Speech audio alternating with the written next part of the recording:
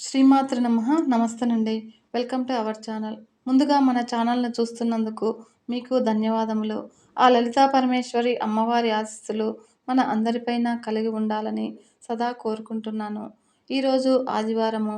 ఈ ఆదివారానికి అధిదేవత అయిన సూర్య భగవానుని భక్తి శ్రద్ధలతో పూజించిన యెడల మనకు గల రోగాలను, గ్రహ దోషాలు తొలగిపోతాయని పెద్దలు చెబుతూ ఉంటారు. కనుక ఈరోజు మనము శ్రీకాకుళం జిల్లాలో వెలిసిన అరసవిల్లి క్షేత్ర మహిమ గురించి ఇప్పుడు మనం తెలుసుకుందాము.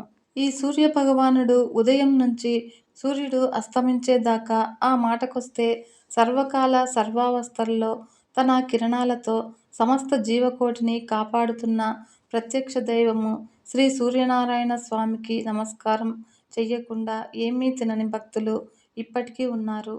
అనునిత్యము సూర్య నమస్కారాలు చేస్తూ ఆదిత్య హృదయం పారాయణ చేస్తూ తమ ఆరోగ్యము, ఐశ్వర్యాలని కాపాడుకునే భక్తులు అనేకులు ఉన్నారు.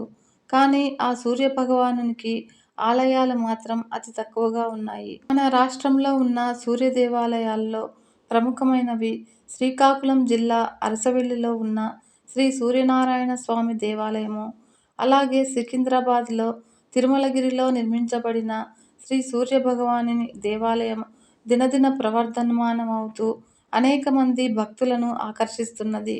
ఈ సూర్యభగవాను ఆలయాన్ని సూర్యశరణ్ దాస్ మహారాజు సూర్యభగవానుని భక్తులు శ్రీ సూర్యభగవానుని ఆజ్ఞానుసారము శ్రీ సూర్యశరణ్ దాస్ 1959లో ఇక్కడి కొండ ప్రాంతంలో పచ్చని ప్రకృతి మధ్య సూర్యదేవుని ప్రతిష్ఠించి పూజించసాగారు. సూర్యదేవ శరణ్ దాసు దేవాలయ నిర్మాణాన్ని తన భుజస్కంధాలపై వేసుకుని ఒక శక్తిగా ఆలయ నిర్మాణాన్ని పూర్తి చేశారు. ఇక్కడ చిన్న గుట్ట మీద విశాలమైన ఆవరణలో నిర్మింపబడిన ఈ ఆలయము గుట్ట ఎక్కి ఆలయ ప్రాంగణంలో ప్రవేశించగానే ఎడమ పక్క కొండ రాతి మీద మరకత గణపతి దర్శనమిస్తాడు. ఆయనకి నమస్కరించి కదిలితే ఎదురుగా ఒక పెద్ద రాతిని ఆనుకొని నిర్మించబడిన చిన్న ఆలయంలో శ్రీ సూర్యభగవానుడు అత్యంత సుందర రూపంతో దర్శనమిస్తాడు. పక్కనే అశ్వత్థ, వేప చెట్లు కలిగి ఉన్న వేదిక. భక్తులు ఇక్కడ దీపారాధన చేసి ఆ దేవతా వృక్షాలకి ప్రదక్షిణలు చేసి భక్తి ప్రపత్తులతో ప్రణమిల్లుతారు. ఈ వృక్షరాజాల పక్కనే ఆరుబయటే అత్యంత సుందరంగా వెలిసిన శివలింగం దర్శనము మానసిక ఆనందాన్నిస్తుంది. పక్కనే సరస్వతీదేవి, నాగదేవత, మరి ఒక పక్క శ్రీ సత్యనారాయణ స్వామి ఉపాలయాలు ఉన్నాయి. నాగదేవత ఆలయం వెనుకే నాగ విగ్రహాలు ఉన్నాయి. ఆదివారాలు, సెలవు రోజులు, పర్వదినాలలో భక్తజన సందోహం ఎక్కువగా ఉంటుంది. శ్రీ సూర్యనారాయణ స్వామికి వచ్చిన భక్తులలో చాలామంది వేయించిన శనగలు, గోధుమలు స్వామికి సమర్పిస్తుంటారు. అలాగే కొందరు భక్తులు పాయసము, పులిహోర నైవేద్యాలు పెట్టి అక్కడికొచ్చిన భక్తులకు ప్రసాదాలుగా పంచుతూ ఉంటారు. ముఖ్య ఉత్సవాలు ఈ సూర్యనారాయణునికి మకర రాశిలో ప్రవేశించే మకర సంక్రాంతికి, రథసప్తమికి ఆలయంలో విశేష పూజలు జరుగుతాయి. ఇక్కడ భక్తులు మొక్కుకొని తమ కోరికలు నెరవేరితే 12 ఆదివారాలు 108 ప్రదక్షిణలు చేసి మొక్కులు చెల్లించుకుంటారు. ఈ దేవాలయము సూర్యనారాయణ స్వామి దేవాలయాల్లో ప్రసిద్ధి చెందింది. ఇది అరసవిల్లిలో ఉంది. ఇది శ్రీకాకుళం పట్టణానికి సుమారు 1 కిలోమీటర్ దూరంలో ఉంది. ఉత్తరాంధ్రలో ఇది ప్రసిద్ధ దేవాలయము. ఇది భారతదేశంలో గల సూర్య దేవాలయాలలో ప్రాచీనమైందని, పద్మపురాణం ప్రకారము ప్రజల క్షేమం కోసము కశ్యప మహర్షి ఈ దేవాలయ విగ్రహాన్ని ప్రతిష్ఠించినట్లు ఆధారాలున్నాయి. ఈ దేవాలయ నిర్మాణం కోసము ద్వాపర యుగం నాటి ఆధారాలు లభిస్తాయి. ఆలయ చరిత్ర ప్రకారము ఉషోదయ కిరణాలతో సమస్త జీవకోటిని నవచైతన్యంతో ఉంచుతున్న శ్రీ సూర్యభగవానునికి నిత్య పూజలు జరుగుతున్న ఆలయము అరసవిల్లి. ఈ ఆలయంలో భాస్కరుణ్ణి పూజించిన వారు అన్ని కష్టాలు తొలగి హర్షంతో వెళతారు కాబట్టి ఒకప్పుడు ఈ ఊరిని హర్షవెల్లి అనేవారని, అదే కాలక్రమేణా అరసవెల్లిగా మారిందని ప్రతీతి. మహాభాస్కర క్షేత్రంగా పిలువబడుతున్న ఈ ఆలయానికి ఎంతో ఘనమైన చరిత్ర ఉందని స్థల పురాణం చెబుతోంది. ఆలయం తొలుత దేవేంద్రునిచే నిర్మించబడిందని పురాణ ప్రవచనము. చరిత్ర పుటలను తిరిగివేస్తే అరసవెల్లిలోని శ్రీ సూర్యనారాయణ ఆలయాన్ని కళింగ రాజ్య పాలకులు, తూర్పు గంగరాజులలో ప్రముఖుడైన దేవేంద్రవర్మ నిర్మించినట్లు తెలుస్తుంది.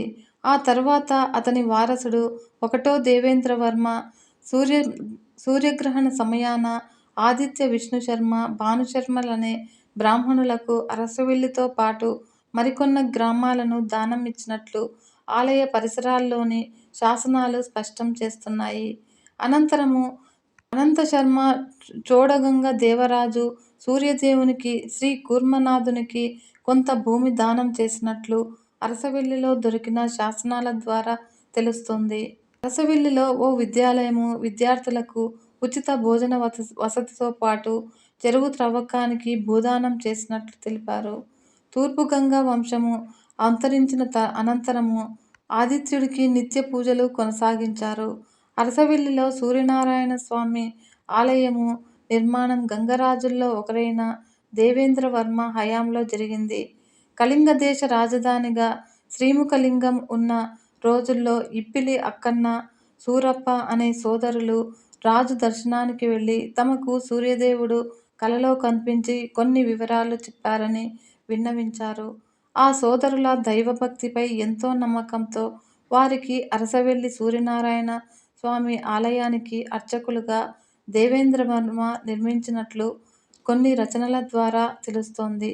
కృష్ణాతీర ప్రాంతానికి చెందిన ఈ సోదరులు శ్రీముఖలింగం వస్తున్నప్పుడు వంశధార నదిలో ఒక తాళపత్ర గ్రంథం దొరికిందని, అందులో సూర్యదేవుని పూజా విధానాలు ఉన్నాయని వారు మహారాజుకు తెలిపినట్లు చరిత్ర చెబుతుంది. వారి వారసులే ఇప్పటికీ ఆలయ అర్చకులుగా కొనసాగుతున్నారు. గంగవంశ రాజులు, తరువాత గజపతులు అరసవెల్లితో పాటు ఉత్తరాంధ్ర ప్రాంతంలోని ఆలయాలను సంక్షిప్తపరిచారు. హజరత్ కులీ కుతుబ్ షా శ్రీకూర్మం వరకు దండయాత్ర జరిపి అరసవెల్లి ఆలయాన్ని ధ్వంసం చేసినట్లు సౌత్ ఇండియన్ ఇన్స్క్రిప్షన్స్ ఆధారంగా తెలుస్తుంది. 16వ శతాబ్దంలో ఈ ప్రాంతానికి నిజాం నవాబు సుబేదార్గా వచ్చిన షేర్ మహమ్మద్ ఖాన్ అనే ఈ ఆలయ ధ్వంసం చేసినట్లు ఒక శాసనంలో చెప్పుకున్నారు. అతని వద్ద ఉద్యోగిగా ఉన్న సీతారామ స్వామి అనే పండితుడు మహమ్మద్ ఖాన్ దండయాత్ర గురించి తెలుసుకొని ఆలయంలో మూల విరాట్ను ఒక బావిలో పడేశారట. యలమంచిలి పిల్లాజీ అనే అతను ఆ బావిలో మూల విరాట్ను కనుగొని బయటకు తీసి ధ్వంసమైన ఆలయాన్ని పునర్నిర్మించి విగ్రహ ప్రతిష్ఠ చేశాడు. ఆ సమయానికి నల్లని గ్రనైట్ శిలతో రూపొందించిన మూల విరాట్ విగ్రహం తప్ప మరే అవశేషం మిగిలి లేదు.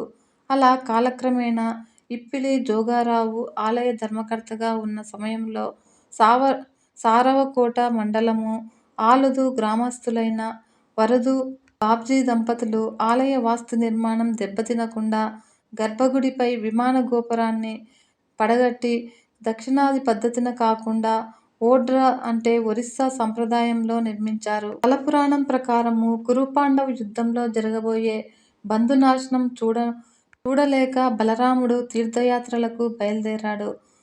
వింధ్య పర్వతాలు దాటి దండకారణ్యం అధిగమించి మాధవవనంలో పద్మనాభ పర్వత ప్రాంతంలో నివసించాడు. కరువు కాటకాలతో బాధపడుతున్న కళింగ ప్రజలు తమను ఈ బాధ నుండి విముక్తులను చేయవలసిందిగా బలరాముని ప్రార్థించగా అతను తన ఆయుధమైన హలం అంటే నాగలితో భూమిపై నాటి జలధార వచ్చేటట్లుగా చేశాడు. బలదేవుని ఆయుధమైన నాగావళి ఉద్భవించినది కాబట్టి నాగావళి, దీనినే లాంగుల్య నది అని పిలువబడుతున్నది. ఈ నాగావళి నది తీరమందు బలరాముడు 5 విశిష్ట శివాలయాలను నిర్మించాడు.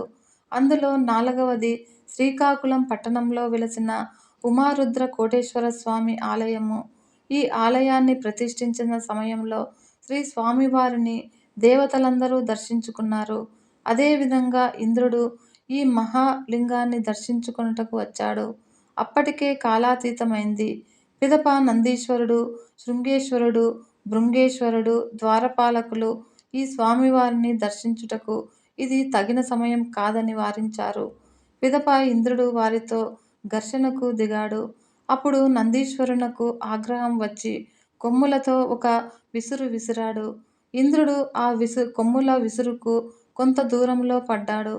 ఇంద్రుడు పడిన ఆ స్థలంనే ఇంద్ర పుష్కరిణి అని అంటారు.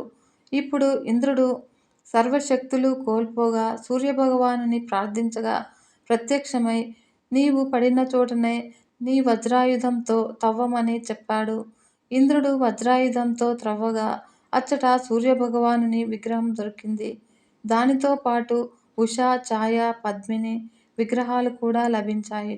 అచ్చట ఇంద్రుడు దేవాలయం కట్టి సూర్యభగవానుని ప్రతిష్ఠించాడు అని పురాణ కథనము.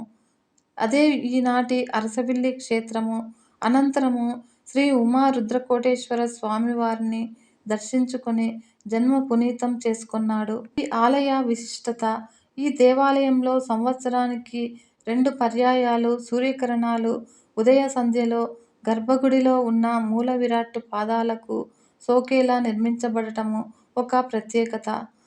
శ్రీకాకుళం జిల్లాలోని ప్రసిద్ధ దేవాలయమైన ఉషా, పద్మిని, ఛాయా సమేత శ్రీ సూర్యనారాయణ స్వామిని సూర్యకిరణాలు తాకుతాయి.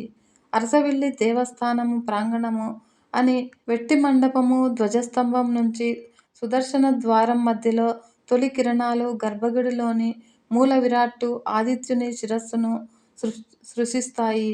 ఆదిత్యుని సూర్యకిరణాలు తాకిన వైనాన్ని తిలకించేందుకు తండోపతండాలుగా భక్తకోటి అరసవిల్లికి తరలివస్తారు. సకల జీవులకు సంక్షేమాన్ని, ఆయురారోగ్యాలను ప్రసాదించే ఈ స్వామివారిని 2 చేతులు అభయ ముద్రలోనే ఉంటాయి. మామూలు రోజులతో పోలిస్తే మాఘ, వైశాఖ, కార్తీక మాసాల ఆదివారాల్లో ఈ క్షేత్రానికి వచ్చే భక్తుల సంఖ్య గణనీయంగా పెరుగుతుంది. అందులో ముఖ్యంగా రథసప్తమి నాడు ఆ సంఖ్య లక్షల్లోకి చేరుకుంటుందన్న విషయము అందరికీ తెలిసిందే. అలాగే ఉత్తరాయణ, దక్షిణాయన మార్పుల్లో భాగంగా ప్రతి ఏటా మార్చి 9, 10, 11, 12 తారీఖుల్లోనూ, అక్టోబరు 1, 2, 3, 4 తేదీల్లోనూ స్వామివారి ధ్రువమూర్తిపై ఆదిత్యుని తొలి కిరణాలు తాకుతాయి. స్వామివారి పాదాల మీదుగా మొదలైన శిరోభాగం వరకు సూర్యకిరణాలు ప్రసరించే అద్భుత, అపురూపమైన దృశ్యాన్ని తిలకిస్తే సర్వ పాపాలు తొలగిపోతాయని ప్రతీతి.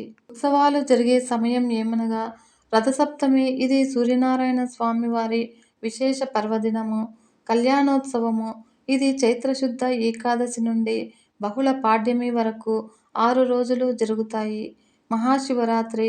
ఈ రోజున ఈ ఆలయ క్షేత్రపాలకుడైన భువనేశ్వరి సహిత రామలింగేశ్వర స్వామివారికి ఈ పర్వదినం రోజున ఉత్సవం జరుగుతుంది.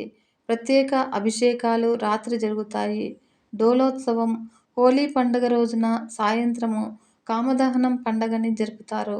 దేవాలయ ప్రత్యేకతలు ఏమనగా దేవాలయ ప్రధానమూర్తి సుమారు 5 అడుగుల ఎత్తు కలిగి కమలపు రేకులతో 7 గుర్రాలతో ప్రక్కన పద్మ, ఉష, ఛాయాదేవేరులతో కూడుకొని ఉంటుంది. విగ్రహ పాదాల వద్ద ద్వారపాలకులగు పింగళ దండులతో పాటు సనక సనందాది ఋషుల విగ్రహాలు ఉన్నాయి. సూర్యరథము కిరణాలు కూడా చెక్కబడి ఉన్నాయి.